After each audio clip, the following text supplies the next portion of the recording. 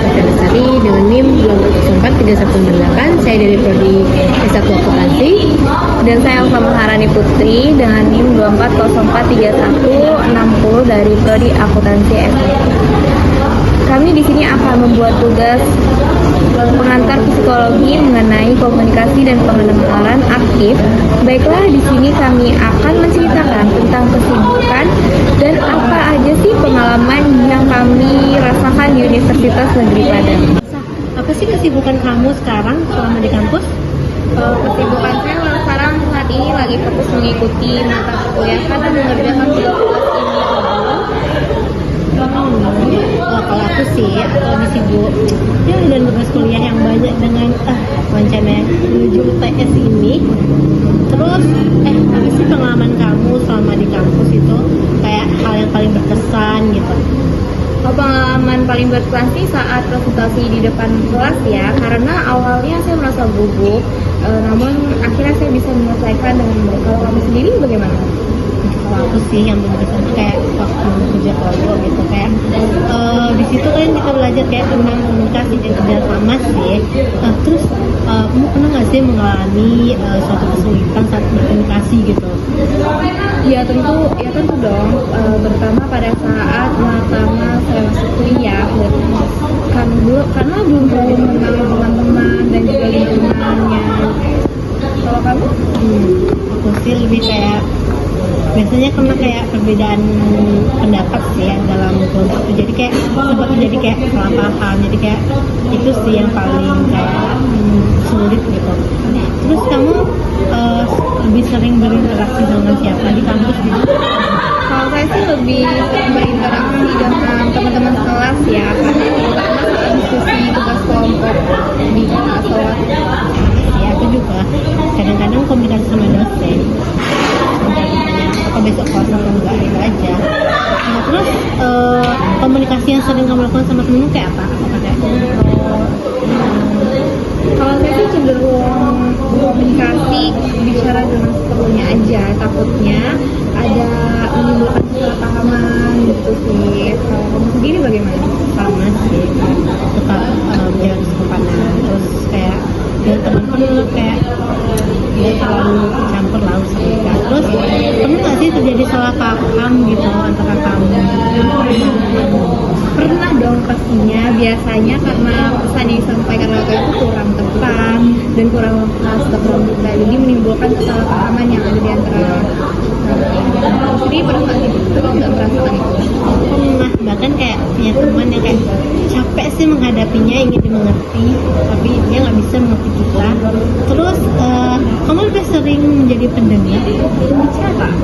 Kalau saya sih lebih sering jadi pembicara ya, apalagi dalam diskusi kelompok, tapi juga sering mendengarkan pendapat orang lain juga. Kalau kamu? Lebih sering menjadi pendengar sih. Tapi kalau diperlukan saya juga kayak bisa menyampaikan pendapat. Terus apa sih hambatan atau cara mengatasi komunikasi itu? Kadang saya sulit menyampaikan ide dengan cara umum gitu. Aku sih lebih kayak karena kerja kelompok lebih kurang percaya diri atau salah bicara sih. Terus kalau orang bicara kamu lebih ke fokus atau gimana? Sebaiknya mungkin fokus ya, karena apalagi kalau itu penting seperti penjelasan dosen-dosen, terus presentasi yang mungkin bisa kita catat poin-poinnya. Oh iya. Ini menurut kamu pendengaran yang baik itu seperti apa sih? Menurut aku pendengaran yang baik itu yang lebih fokus dan tidak memotong pembicaraan dan memberikan respon yang santai sih. Terus menurut Elsa, apa sih yang perlu diperbaiki dari komunikasi antara kamu dan teman-teman gitu? Saya perlu meningkatkan kepercayaan diri saat berbicara di depan banyak orang.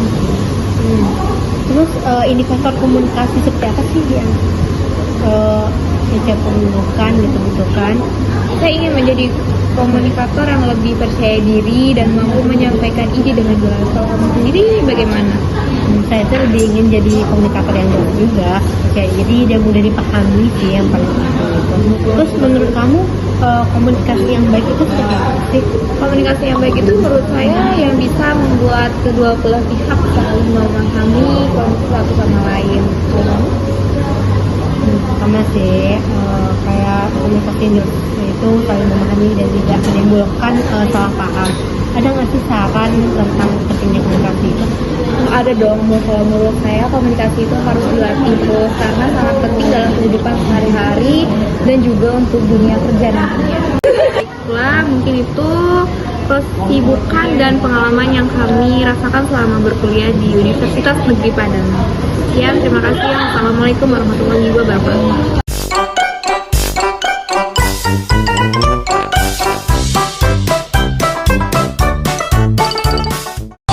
Assalamualaikum warahmatullahi wabarakatuh. Saya Dina Taufik-Lestari dengan NIM 24043158. Baiklah, saya akan menjawab pertanyaan analisis terkait proses komunikasi secara umum. Yang pertama itu jenis komunikasi yang terjadi. Jenis komunikasi yang terjadi adalah komunikasi interpersonal, yaitu komunikasi langsung antara dua orang, pewawancara dan narasumber.